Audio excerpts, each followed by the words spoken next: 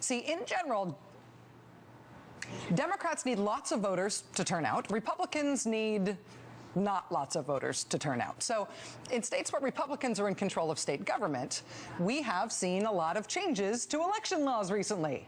All changes to make voting harder. And of course, that is a contentious issue anywhere when you mess with people's voting rights. But it is particularly contentious in states where everybody votes. The state of Wisconsin, for example, has a history of everybody voting. They're always one of the top 5 states in the nation for the percentage of people turning out to vote.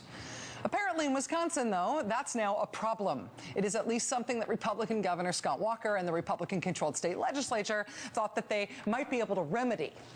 After the Republicans got control of state government in 2011, they cut early voting statewide from 3 weeks down to just 2 weeks. They also limited voting on the weekends. Those are both very popular ways of voting, so obviously they've got to go.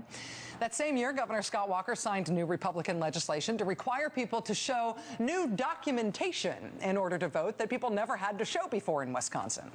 That law was blocked in the courts.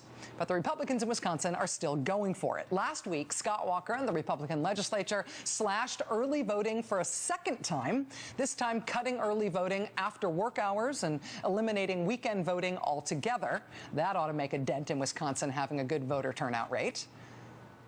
But now they're going one better. And this one's a doozy. It's at least very high on the creep factor.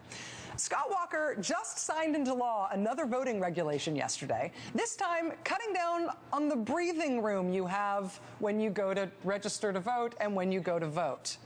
It's called Assembly Bill 202 that he signed.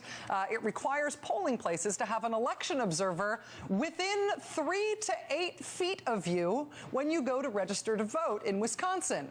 A partisan election observer now has the right to be 3 feet away from you, 36 inches away from you, this close when you are filling out your voter registration information at the polls, and then again when you're announcing your name and address to the poll worker and you get your ballot on election day, 3 feet away when they record your personal information, which you now have to show in order to prove your residency to be able to vote in Wisconsin. 3 feet away while you are exercising a constitutionally enshrined right.